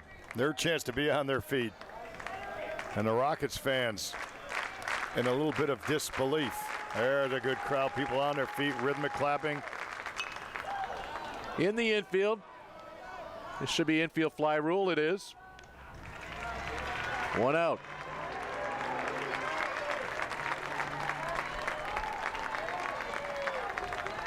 Now we'll bring up Theron Schweitzer. He's played a flawless 3rd base today as an RBI and a sacrifice fly and a couple of strikeouts sandwiched around that.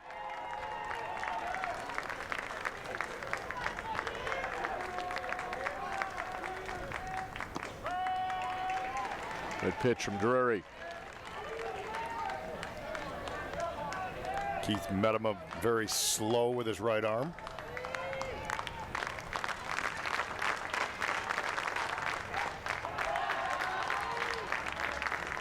Schweitzer, the 8th man to bat in this inning, still only 1 out. 2 runners aboard, 4 in.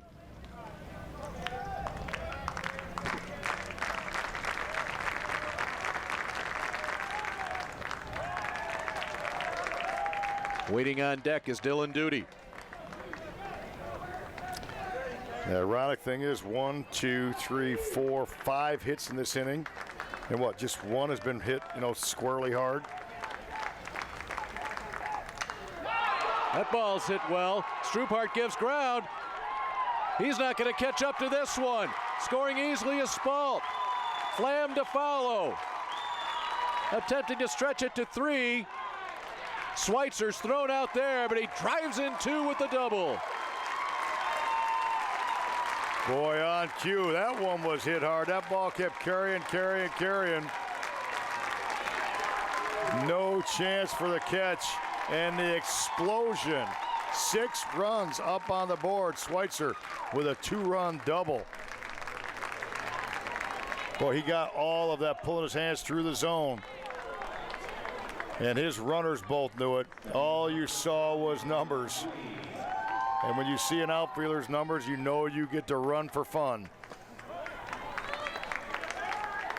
Cobden is batted around. Dylan Duty.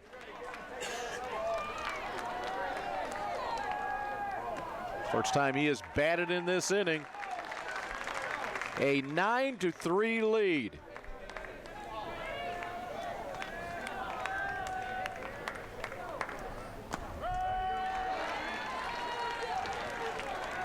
Duty today 0 for 3. Designated hitter batting for the second baseman, Trevor Middleton. Duty spanks it through the right side.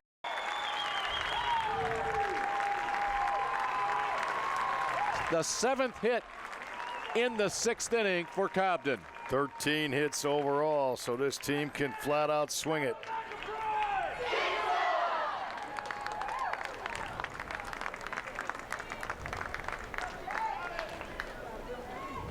Now they are re-entering Jacob Furlow. Remember, early in this inning, Furlow had reached on a single. A pinch runner, it was Austin Louis. Now Duty will flip that helmet to the man he's been hitting for today. That's Trevor Middleton.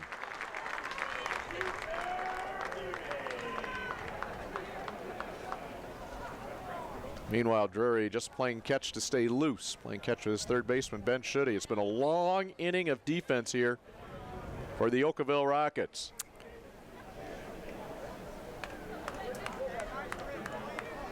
Now batting number 23, Jacob Furlow.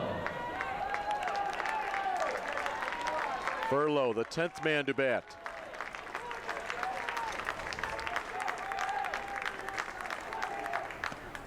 Ooh, he was looking to go yard on that one. He almost came out of those stirrups. Look at those socks. Gotta love that retro look.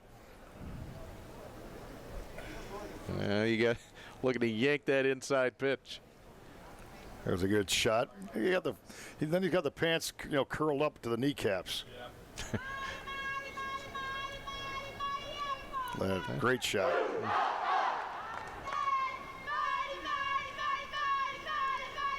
Not exactly sure what Jackie Smith is asking about, but be a conversation now between our home plate umpire and Craig Partridge. They're pointing at Furlow. He's in the batter's box. I assume that was the move that Partridge made. He actually had 2 moves going on at one time. He had Trevor Middleton come on to run for Duty, and Furlow re-entered the game. Now, were both of those reported? The horn guys.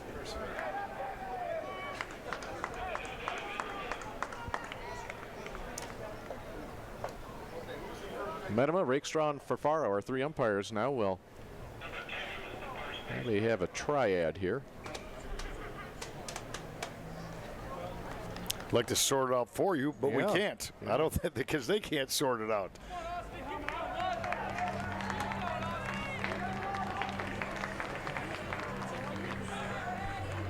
And they'll decide to take this talk away from. Yeah, a little private conversation. And while they're talking, the 2 head coaches also discussing. I don't know that Jackie Smith from Okawville says, how did you do that? 3-3 game, and all of a sudden you explode for 6. Now Furlow is handing his bat and his helmet to Louis. So Louis ran for Furlow, but Furlow can re-enter. Correct. So what's the issue? Well, again, I'm not sure whether Craig Partridge, he brought in a pinch runner for duty. He brought Trevor Middleton in to run for duty. Did he not officially re-enter furlough? And if so, well, you know, why would Louis be batting unless he wants to keep Louis in the game? Well, if you don't report properly, by rule, they could call him out. It's an illegal batter. And there's been a pitch throw. So but there's not been a pitch throw. Not been a pitch throw. I think that may be the crux of it.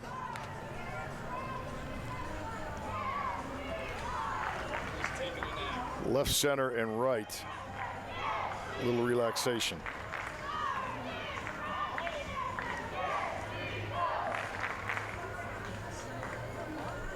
Jackie Smith doesn't appear to be too happy with the explanation.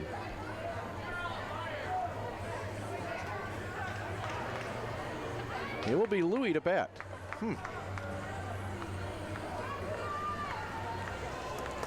I will be curious to find out about this. 6-run game, it doesn't seem to have quite the impact it would if it were a 1-run game, but let's see what Louis does with the stick here. Now batting number 21, Austin Louis. Louis has been running this entire tournament. Sophomore does not have a hit in 9 at-bats this year. He's facing Mason Drury. Middleton at first.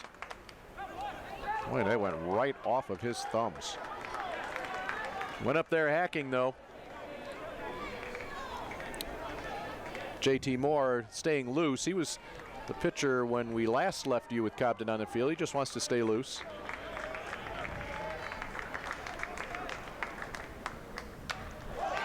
Jam shot, Louis.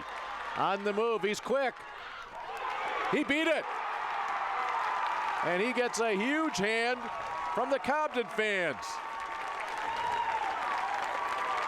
Well, he could flat out run pretty decent play by Schutte, but not a chance. Look at this. He gets a base hit with his legs right here. Yep. A sheer desire to play the game as hard as he could. A pretty good play defensively, but he basically outran the baseball to throw across the diamond. Oh, that was all Schutte could do. Cam Childers, he singled earlier this inning. Hit this one to center. Stroophardt is there, and that will close the inning. However, 6 runs on 8 hits has given Cobden the 6-run lead. We go to the bottom of number 6.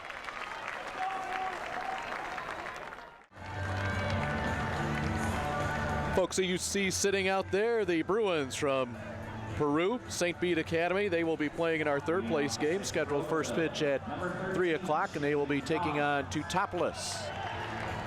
We're wrapping up 1A here, and there are the Wooden Shoes from T-Town making their way into Dozer Park. That will be coming up next. But here in 1A, JT Moore on the mound. He came on in relief, bases loaded, 2 outs, got a strikeout. He left with the game, went into the dugout with the game 3-3. He comes back out of the mound, and all of a sudden his team is up 9-3. Yeah, and people might say, Mark Lindo, you're nuts. It's a 6-run lead. But you know what? A base on balls there, a base hit there could turn around the whole complexion of the game. Moore came in, got the last out, put his team at the plate, and since then they've taken command of this baseball game. Shane Gons at the plate, 1 hopper to Schweitzer. Measures his throw, 1 out.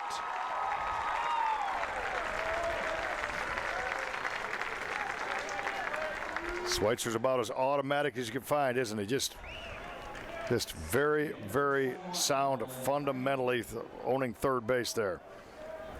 Number 9 hitter Nolan Crane, 0 for 2 today, comes in to the box. 9 runs, 14 hits, and a couple of errors for Cobden. Okawville with 6 hits. And their 3 runs, they've committed 4 errors.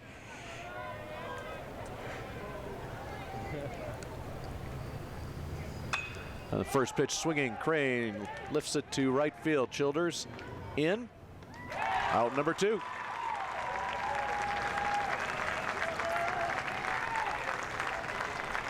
To the top of the order, and Alec Wisniewski Wisniewski double, but he was also involved in what maybe now the 6-run difference doesn't seem like that big of a play. But the diving play by Theron Schweitzer to close out the 4th inning with the run in and a runner at 3rd. If Schweitzer doesn't get it, all of a sudden Okawville goes on top at that point. And that kind of turned the game a little bit. Yeah, that diving stop by Schweitzer saved the lead or saved the tie, and then the strikeout by Moore. Those two are the two biggest things on the defensive side for Cobden. 2-0 to Wisniewski. You know, if they get out of this inning, he got the first 2 outs very quickly. We've all been there before. It's almost like we don't want to bet. We just want to go ahead and just stay on defense, get our next 3 outs. That's how excited you are about closing the game down. You have the momentum.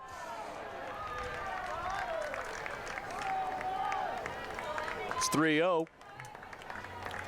Take will be on here for Wisniewski, followed by Drury.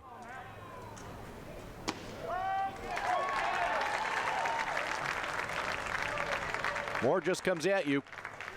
I get the feeling he's, you know, I say this in respect, not really a pitcher, but just the ultra competitor. Hard ground ball, Spalt. 1-2-3 inning. So Okawville, after spending about 20 to 25 minutes on the field in a 6-run 6th inning in the bottom half of the inning, only about 2 minutes at the plate. We'll go to the top of the 7th and a 9-3 lead for the Apple Knockers here in your 1A state title game. And that bridge crosses the Illinois River. It separates Peoria from East Peoria, and it also separates the baseball state finals with the softball finals in 1A and 2A. East Peoria the host for both weekends of girls softball, all 4 classes. Next week, Joliet, another river city, will be there to cover the 3A and 4A baseball action. You'll be crossing that bridge tonight, no pun intended, as you head back. You go to the Twin Cities tonight, huh? Bloomington Normal? Yep, so I'm sticking around Central Illinois here for a while. Pinch hitter Jake Ellis coming up for Cobden. He will bat for John Russell.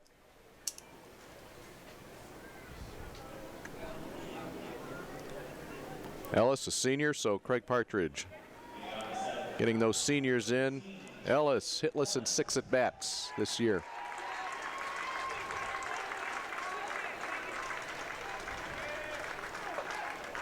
Mason Drury still on the mound. And that will hit Ellis, and he wanted to swing that bat. He'll head down to first base.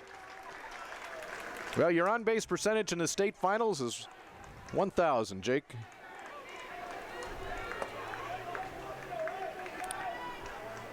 And just like that, they will run for him, so Ellis gets a pennant in the back to Guillermo Palmerin.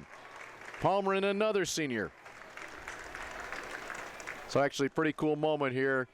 Be able to get some seniors into the state championship game. Absolutely. Craig Partridge doing a nice job knowing in advance with this lead who he wanted to get in and how he wanted to get them in. He gets 2 for the price of 1 right there. Yeah, 2 with 1 pitch. JT Moore at the plate. Moore had an RBI single. You know, a little blooper off the end of the bat into right field. Just kind of kept that inning going. He has 2 hits today. And he's also in line for the win. Hard to Wisniewski. They'll get Palmerin sliding into second.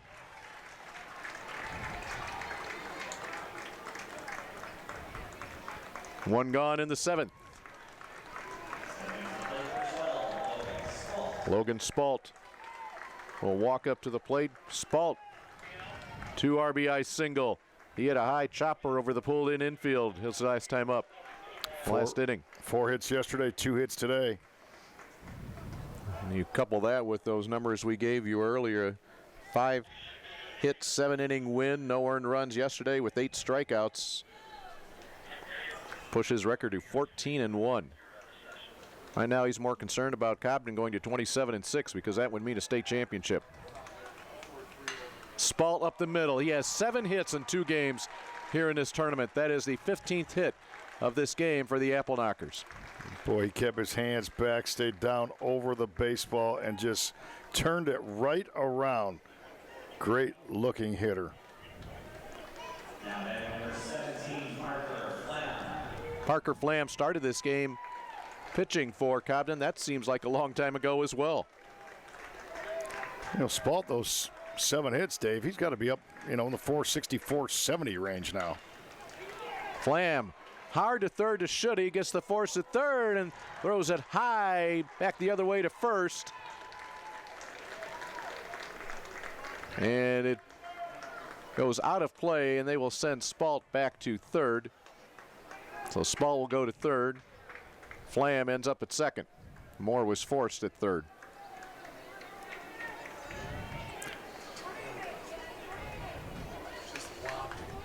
Plenty of time for Schutte here, but he drops his elbow way down, ball goes way up.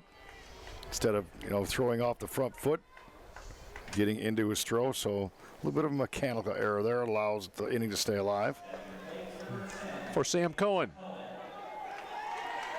Cohen batting for the 5th time today. So we've been through this order 4 complete times plus 4 more hitters. 40th batter to bat here today for Cobden in this 9-3 lead. The Apple Knockers softball team won 3 straight state championships from 2008 to 2010.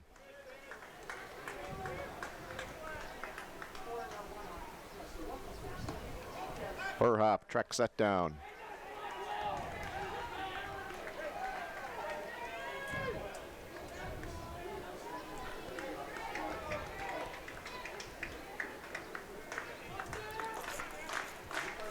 Drury's had difficulty with his breaking ball.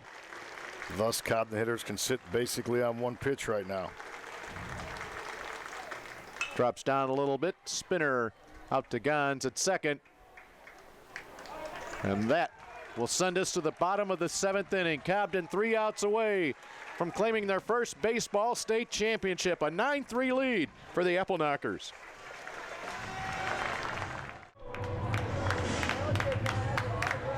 Sometimes 3 outs seems a long way away. Sometimes it seems very close. And right now for Cobden, that's all that's separating them from a baseball state championship. Well, they're in extremely good shape. JT Moore has one job only, just pound the strike zone. He's retired the 4 batters he has faced as he came on in relief. It doesn't get too much more clutch than what Moore did. Bases loaded in a tie game with 2 outs in the 5th inning. He got a called strike on a 3-2 count. And now he has that 6-run advantage. And he has 2 quick strikes on Mason Drury. You sense he's feeling it just a bit, just dialing it up right now. 86 miles per hour on that fastball. Good old-fashioned hard ball. Drury will send this well out of play.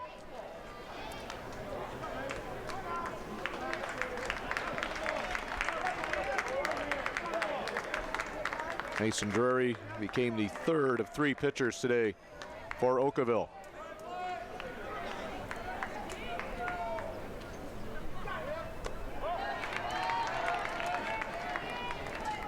The Okawville Rockets 17-17 coming into this state championship game. You have to win 6 games in the tournament to get to this game. 9-game winning streak for Okawville after starting the season only winning 5 of their first 19. Doesn't feel good right now. Count 2-2 to Drury. Just missed. Outer edge, didn't get the call. This is where your catcher's got to get you back on the inner part of the plate a little bit, because when he's missed on the outer edge. Go ahead and bear one in. Drury fighting up there, the number 2 hitter in the order. He'll be followed by Brad Furhop and Nick Strubart. Yeah, he's fouled off 2 pretty good strikes. That one was down and in.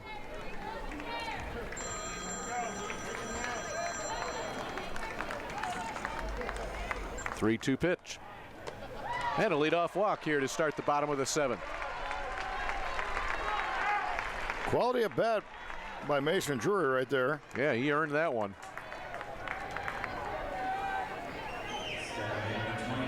Brad Furhop, a couple of hits and 3 at-bats today. A single, a double. He also hit a hard ball in the first inning, stole a base as well.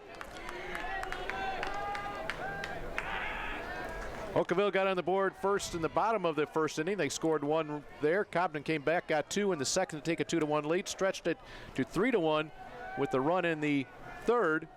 But then the bottom of the third and again in the fourth, single runs for the Okawville Rockets tied this game at 3, and then a big 6 sits on the scoreboard here at Dozer Park, the top of the 6th inning for Cobden. It's where you're Cobden, 2 things. 1, you want to remind your pitcher that the game's at home plate, not at first base. And 2, where you're the coaching staff, you anything but a base on balls. And that's what they started with, anything but a base on balls. Hard. Again a pick by Schweitzer. Had to wait. They'll get the force at second. He had to wait because the ball was hit so hard. Middleton got over there. Boy, how do you like the way Theron Schweitzer has played third base today? That ball was hit hard to his right. And he's made every play look easy. This ball is scalded. Boom, right on the button. Backhand measures, presence of mind to wait for his second baseman to get there, and threw a strike across the diamond or to second base. You know, as impressive as the pick, you say the throw to second. How many times just on a routine play do you see third baseman miss on that throw? And now here's Spall. He'll look for the short one. They're sure of one. The relay didn't get it. 2 outs. 1 out away from a state title. And here come the Apple Knocker fans to their feet and with their voices. Got the straw hats. They are Apple Knockers. I gotta love it. Got the blue jeans, overalls. Is there anybody in Cobden this afternoon?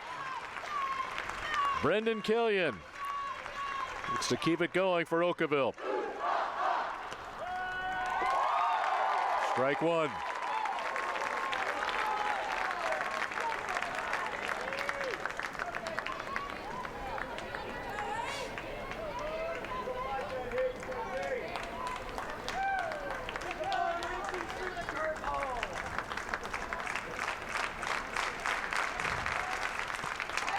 They'll look to throw down, and a stolen base for Strubart.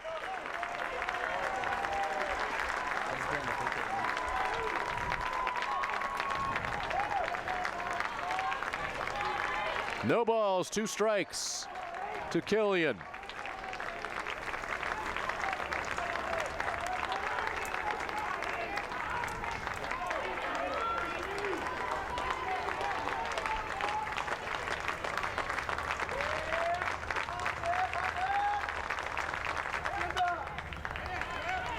Middleton, still time.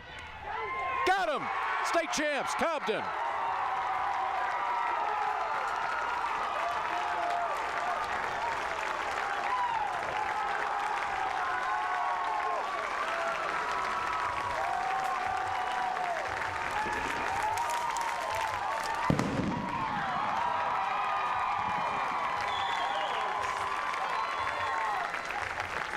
The fireworks go off at Dozer Park. The Apple Knocker fans celebrate. It's the first state baseball championship in Cobden history. And they get it by virtue of a 9-3 win over Okawville. Cobden ends up their season, not only that first place trophy, with a 27-win season. Okawville, the magic ride ends 17-18, the final record for the Rockets. Big inning it was, 6 runs. They put 9 runs on the big board, 15 hits. They've been an offensive juggernaut throughout the year, and especially in this tournament. I believe they averaged 9 runs a game in the tournament. That 9 on the board is enough. A couple big plays defensively, some solid relief pitching. It all parlays into the 1A state championship. A 6-run top of the 6th inning did the damage in a 15-hit day. So congratulations to Cobden, your 1A state baseball champions. Congratulations to Okawville for the long run through the state tournament. Now, we're not done in Peoria, not by a long way. We've got third place action in Class 2A. That's right, 2A coming up to Topless in St. Bede, and then we will crown a 2A champion later on this afternoon when Rockford Christian meets Williamsville. But here in your 1A state title ball game, it's Cobden 9, Okawville 3.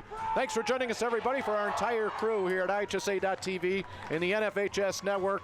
For my partner, Mark Lindo, I'm Dave Bernhard. The Apple Knockers, your state champs.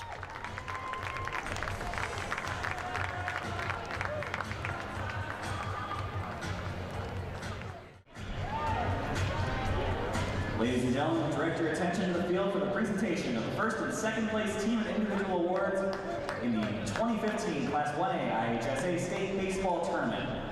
Presenting medallions and trophies are members of the Illinois High School Association Board of Directors attending the tournament. Tim McConnell of Erie representing Division 4, and B. Kent Jones of Breeze Central representing Division 7. This time, please meet the Rockets of Okawville, who finished the 2015 season in second place with a final record of 17-18. Principal Mike Rumsey. Head coach Jackie Smith. Assistant coach Bo Markow. Assistant coach Cameron Obermeyer. Assistant coach Rick Gavey. Number 2, Chad Geralds. Number 5, Daniel Savar. Number 6, Logan Toms. Number 7, Drew Fredericking. Number 8, Mason Drury. Number 10, Ben Schutte. Number 11, Evan Gaynor. Number 12, Austin Krieger. Number 13, Shane Gons. Number 20, Luke Hensler. Number 21, Nolan Crane. Number 23, Brad Furhott. Number 24, Nick Struhart. Number 25, Dakota Garlick. Number 27, Alec Wisniewski. And number 29, Brendan Killian.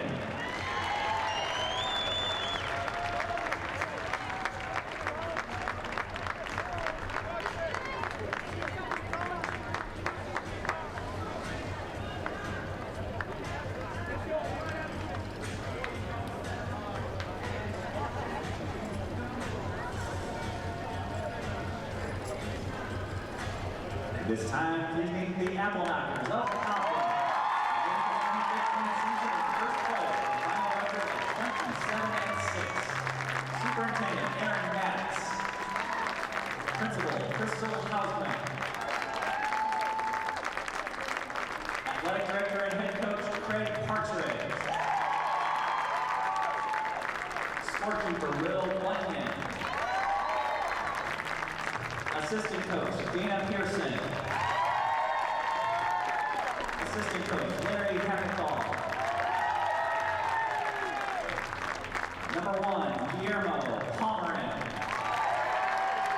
Number 2, Trevor Middleton. Number 3, Caden Childers. Number 5, Brandon Shields.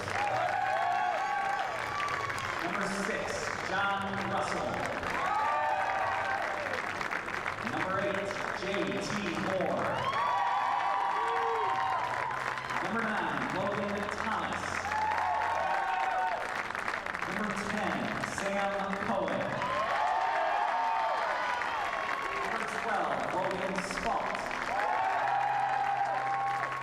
Number 14, Connor Allen. Number 15, Clayton Heck. Number 17, Parker Flam. Number 18, Jake Ellis. Number 20, Dylan Beauty. Number 21, Austin Louis. Number 22, Darren Schweitzer. Number 23, Jacob Furlow. Number 24, Salvador Carmona.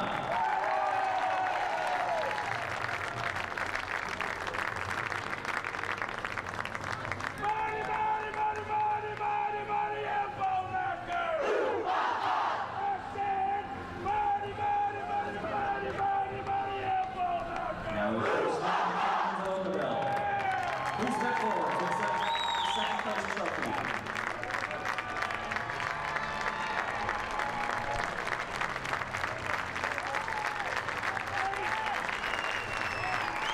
Now Coach Parcher and the captains of Cobden, please step forward to receive the first place trophy.